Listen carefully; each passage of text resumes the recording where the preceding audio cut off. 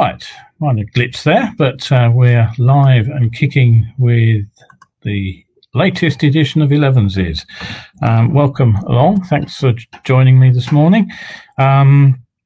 We've got quite an interesting show for you this morning. Got some news about driving licenses and driving tests.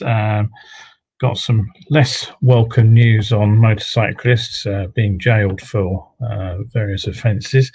Around the world by monkey bike, face masks and motorcycle racers, and an interesting item on two-strokes and one possible new two-stroke that you may find probably not in a shop near you soon. And we'll finish off with an item on trying to understand how training can form or change behaviour. So make a brew if you haven't got one already, grab a biscuit, pull up a chair, and stay with me for the next 30 minutes. Now, so first piece of news for you this morning. It slipped by me last month. I didn't appear in any of my regular news feeds, and I haven't actually seen it anywhere else, actually, until it appeared in my Driving Instructor Association magazine, which popped through the letterbox earlier in the week.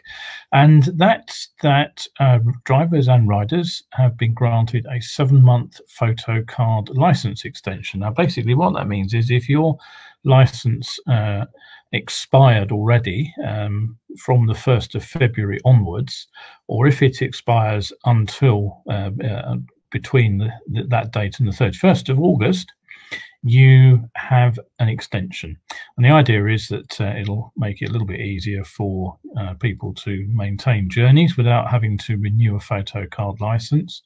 It will also presumably take the load off the DVSA, who are processing these things, and rumour has it are a bit behind. So basically that's an EU regulation that has done that as well, not our own government bringing that one in. It's the EU has automatically extended photo card licenses. You'll get a reminder through the post just before the existing license now it expires with its new date. And this, I should remind you, applies to the photo card only. If your entitlement to drive is about to expire, perhaps because there's a medical limitation on your license, you will still need to renew your license in the normal way. Okay, so don't need to do anything. You will just get that automatic extension if your photo is about to expire.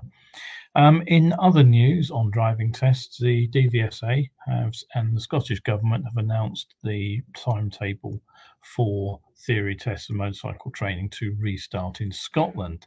And here's the schedule. CBT and direct access training and the theory test itself, they can all restart on Wednesday, the 22nd of July.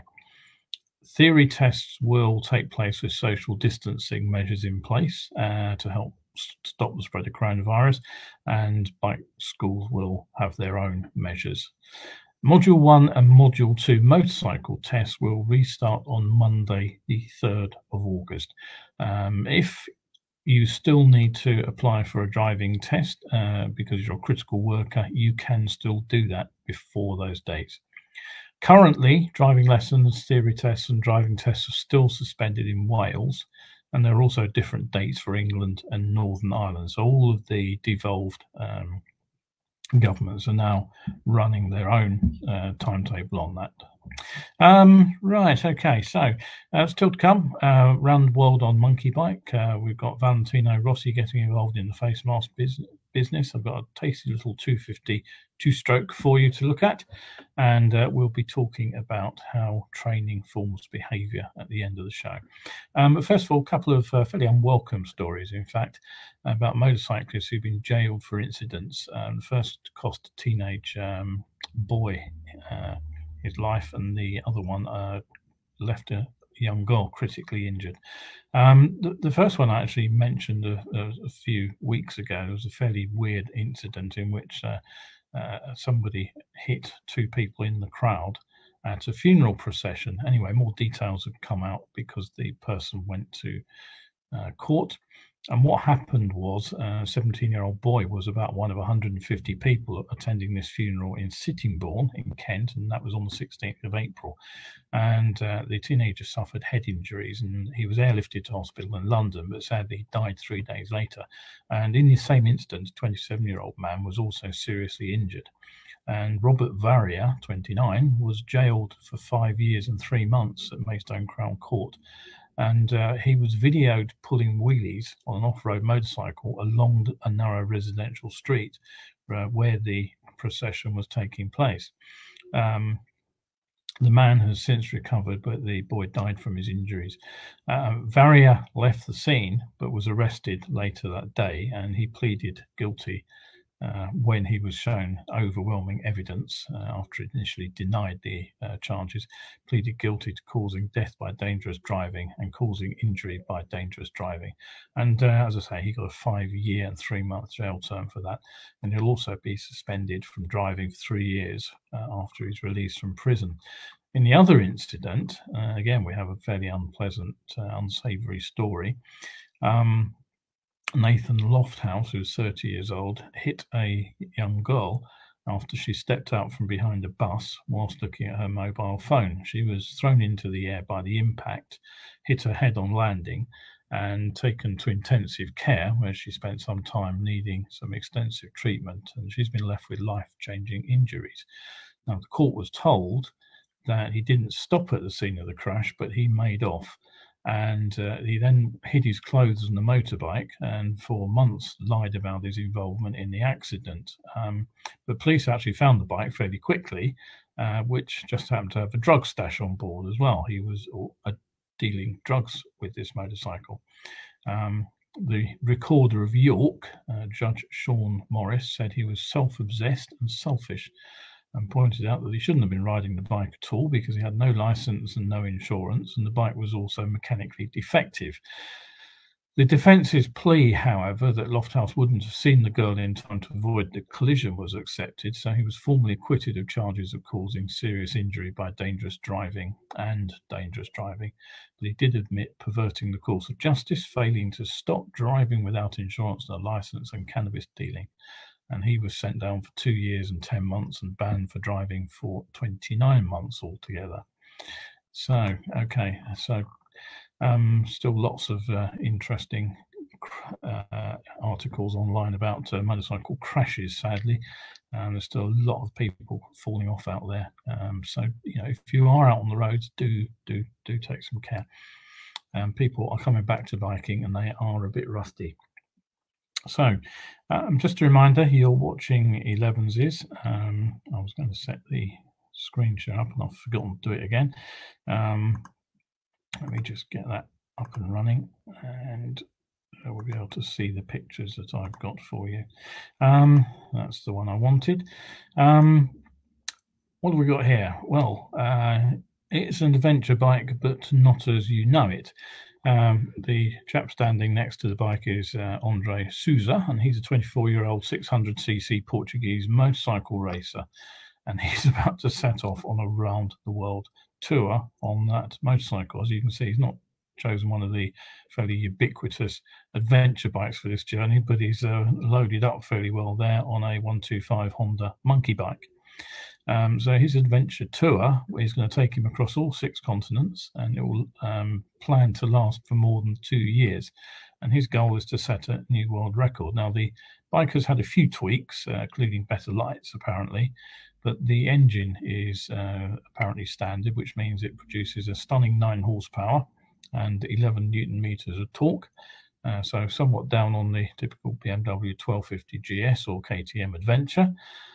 He plans to cruise at around 50 kph, which is 30 miles per hour over this side of the channel, and that should give him plenty of time to look at the scenery. So it's a bit of the antithesis of the Nick Sanders school of touring. He plans to cover more than 60,000 kilometers on this bike and to ride through more than 50 countries. Planning could be slightly problematic at the moment because of closed borders, but with a bit of luck he'll make the trip and arrive successfully at the other end of it. Okay, so what else? We have Valentino Rossi's entry into the fashion market for face masks.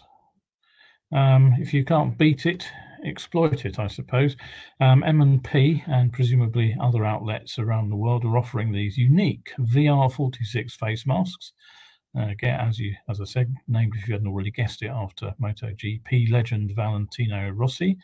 And the blurb that comes with it says it's designed to reinforce the sense of utility of social distancing, whatever that means. I won't bore you with the rest of the marketing blurb, except to say that it's not a medical device. Well, there's a surprise. So don't forget, you're watching Elevenses with Kevin Williams here. Survival Skills Rider Training. You can catch up with this show every Wednesday and Sunday at 11. For about 30 minutes, we'll be covering topical news, controversial views, and some better biking tips as well. So, okay, what else have we got for you? Well, have a look at this one. If you have been interested in getting hold of a modern two-stroke, this could be the thing that you've been waiting for. The big plus for two-stroke is the mix of lightweight and performance, and that's always been a big plus as long as you weren't too bothered about fuel consumption or the planet. Two-stroke is definitely the way to go. But ever tighter emission rules have effectively killed them off, almost. Every now and again, there's a new world-beating two-stroke which appears to tempt us, usually to disappear again without trace. And this latest is the build of Langan Motorcycles, who are a British company, and they're claiming that they're about to launch this brand new 252-stroke sports bike. Now, it turns out with a bit more information that the bike is only partly British, as the 90-degree V-twin motor that it's fitted with actually comes from an Italian company called Vins. It's a counter-rotating crankshaft. It's claimed to produce 80 horsepower at 11,800 RPM. And just put that in perspective, the new Kawasaki 254, which has been announced and is now on sale in other parts of the world, puts out around about 45 horsepower. So as you can see, two-strokes really do produce a lot more power. If you've never ridden one, they are quite exciting to ride. The other big plus is that a two-stroke engine is really light, so the whole bike weighs just 112 kilos. Although it's not clear whether that's dry or wet, it won't make a huge difference. One slightly odd feature of the bike is that it pairs Öhlins forks at the front with a conventional or old-fashioned, it depends on your point of view, I suppose, pair of K-Tech Razor dampers with piggyback reservoirs at the back. And so if that's not enough for you, there's some bling on it as well. Apparently there's real 24-karat gold detailing, and of course there's carbon fiber. Each one will apparently be slightly different, with the emphasis placed on customer choice. And the idea is that the customer will be able to put input into final design of the machine, ergonomics, how it's set up, and the geometry of the steering as well. Now, I suppose it's predictable, but having a unique machine like this won't come cheap. So you can expect to have your wallet lightened to the tune of about £30,000. That's an estimate of price. Now, you may be asking, and this question was asked in one of the comments on the original article I saw, how can a two-stroke pass modern emission regulations? And one response was it can't, and claimed that two-strokes are banned under EU law. Well, I don't think that's entirely correct.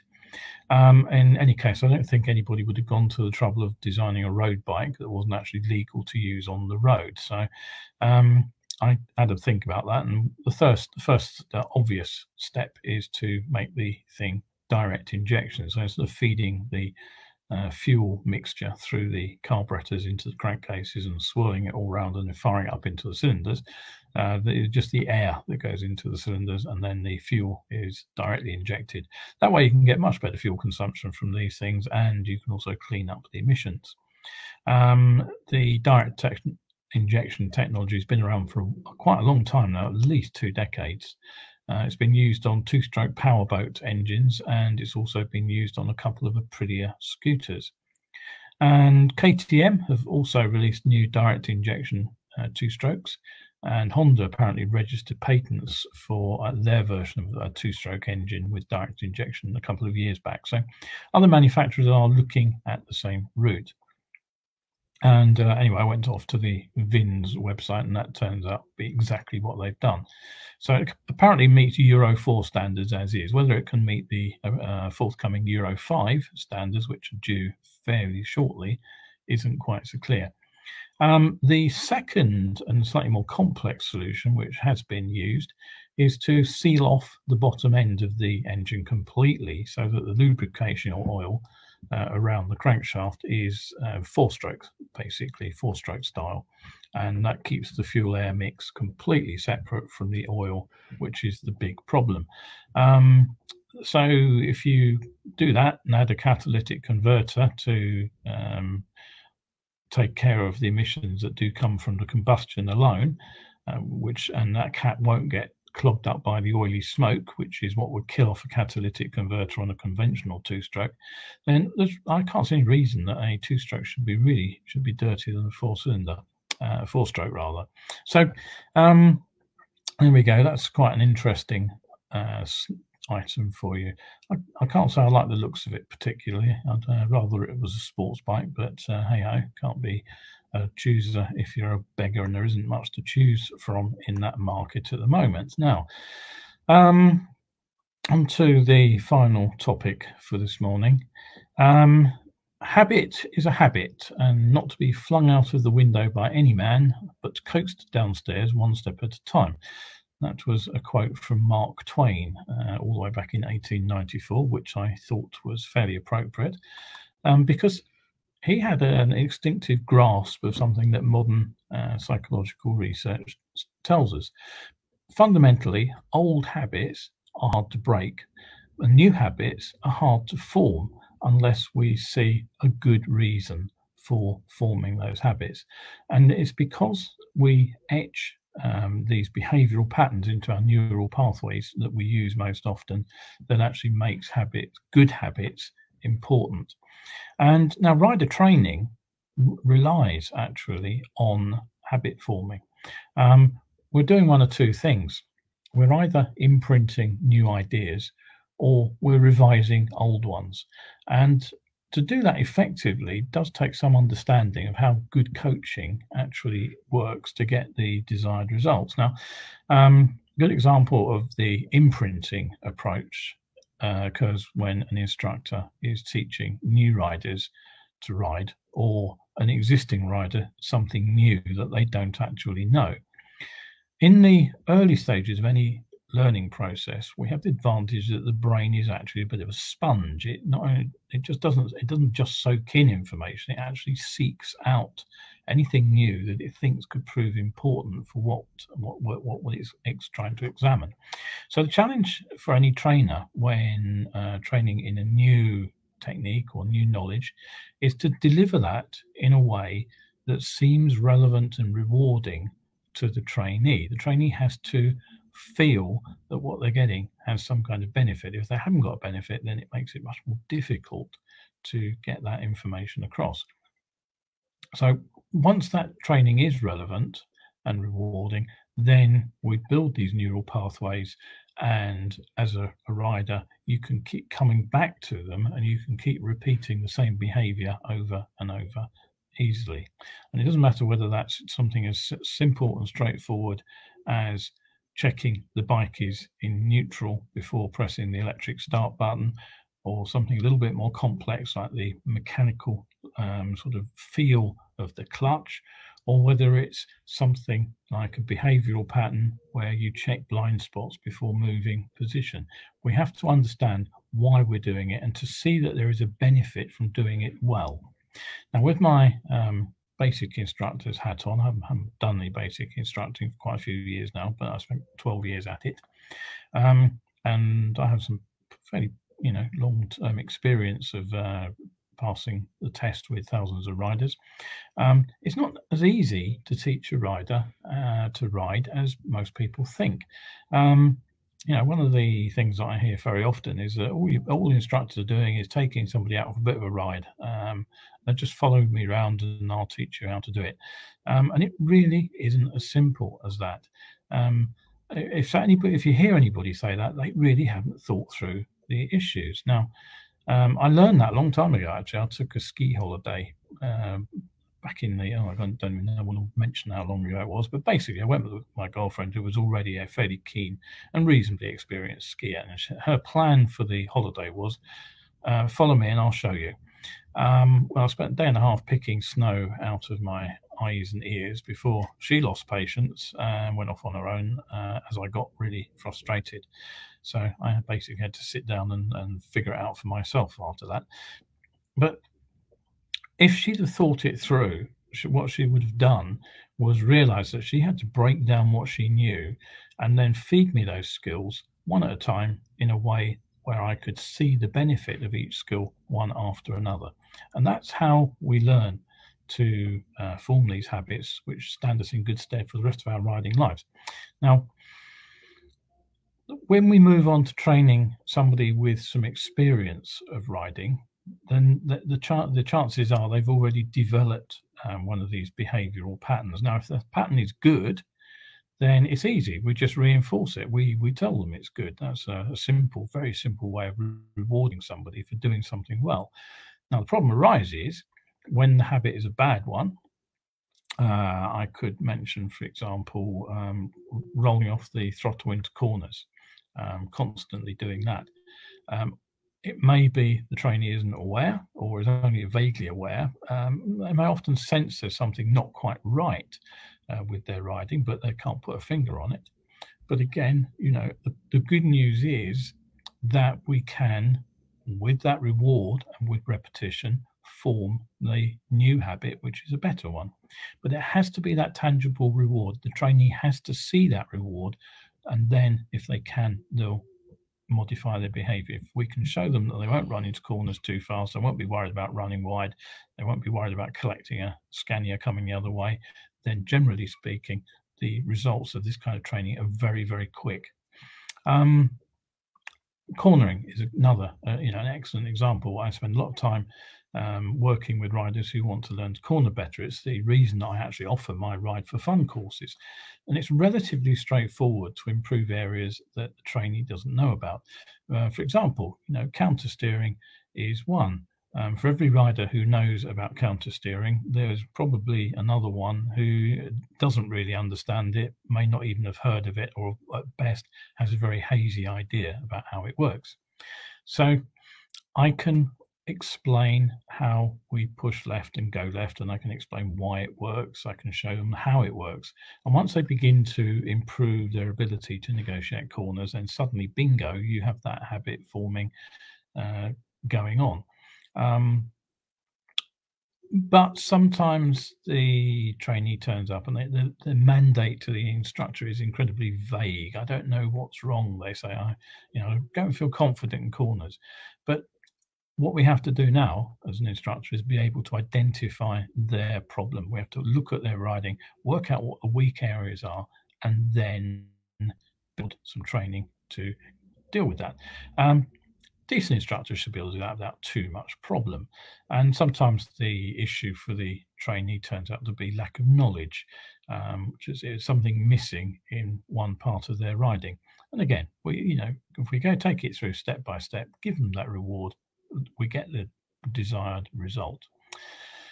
The real issues are the bad habits that the instructor thinks should be changed. Where the trainee thinks they're good habits. And this is where Mark Twain's comment comes in. You cannot simply throw a bad habit out of the window. You have to coax that rider down those steps, one stage at a time, into changing that habit. They have to modify their behavior bit by bit. And again, that tangible reward has to be seen at the end of it.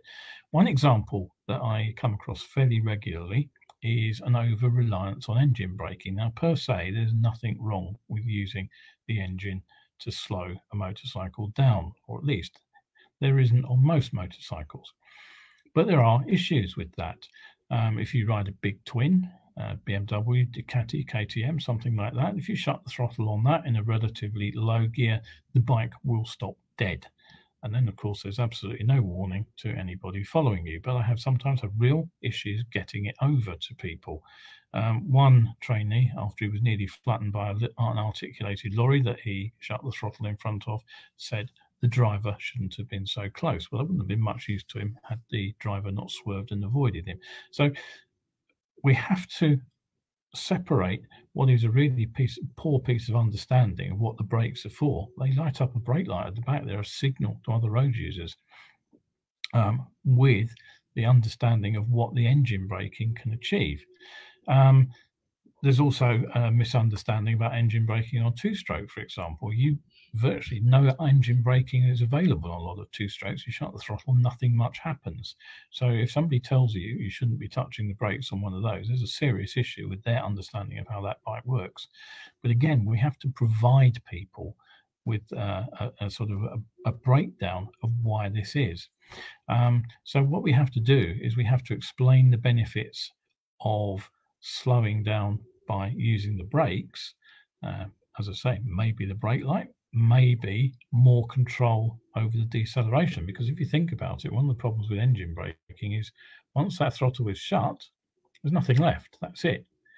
Either the throttle's open or the throttle's shut. There's nothing in between. You're either driving the bike forward or you're using engine braking. There's no gentle engine braking or hard engine braking without changing gear, and that brings in another problem altogether. So there are times when using the brakes makes a lot more sense. And the important thing here, I think, is always to be realistic about what you can achieve. And if you can show the trainee that there are realistic benefits and you're not dogmatic about it and say, this is right, this is wrong, then they're more likely to be changing their behavior to match what you think they should be doing. If you can take them through a logical thought process as well. One of the things I like to point out is that when you are doing a lot of engine braking, all your braking is happening at the rear wheel. Think about weight transfer on a motorcycle. It goes to the front of the bike. As soon as the rear wheel comes light, then the risk is that your rear wheel will actually lock under engine braking. That's why a lot of modern bikes have got slipper clutches. It's to deal with too much engine braking. So if we can use some logic to explain what the problem is and to change their behavior, that's fantastic. So again, we don't want to be prescriptive about telling people how they should be doing things. We want to make them see that there is an alternative and that there is a desirable alternative.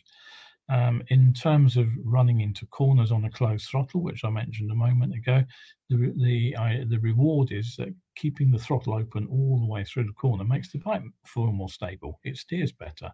It avoids running wide in a corner, which tends to happen on a closed throttle, or even when we're braking into a corner when we've got it all horribly wrong.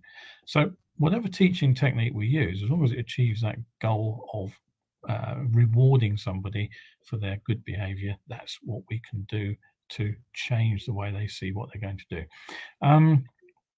Okay, so how would I approach somebody running into a bend too fast? Well, I'd break down their riding. I'd break it down into chunks. I'd look at each individual part of the riding, how they actually observe the bend, how they set themselves up for the corner, how they're using the controls, what they're doing while they're in the middle of the bend, what they're looking at, how they're planning their way out of the corner. I get all that in my own head sorted out, and then I can work through some remedial training. Then basically we try to reward the trainee until they understand the benefits. It's as simple as that. And hopefully they'll then take notice of what you've said and they'll see for themselves that things are better. So we need to build motivation really into new riders, whether they're new, whether they're experienced, whether we're working with somebody who's lacking a skill or somebody who is using a poor technique. We need to give them some motivation to use that. And it's important to stop them dropping back into bad habits, because it's as easy as anything to change something in front of an observer or an examiner or an instructor, and then go back to doing exactly what you've always done the minute you're out of sight.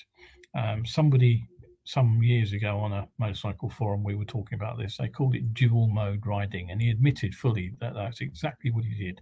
He had one style in front of his examiner and one style which he rode, which was completely different. So there was a breakdown there in this behavioural change that what I'm trying to talk about. So hopefully you'll see that Oscar Wilde was actually right here. We do spend a lot of our time when bike training working on sort of remedial training, as it were, coaxing people out of bad habits, just that one step at a time. So the reason for telling you this really was just to give you a clue about how my training works. But if you think about it, it might also give you a clue about why some safety campaigns also turn out to be effective and why others don't. Have a think about that. It's quite an interesting way of viewing road safety. All right, okay, 11:30, bang on the dot. We've had our hour and a half. I hope you've enjoyed the show.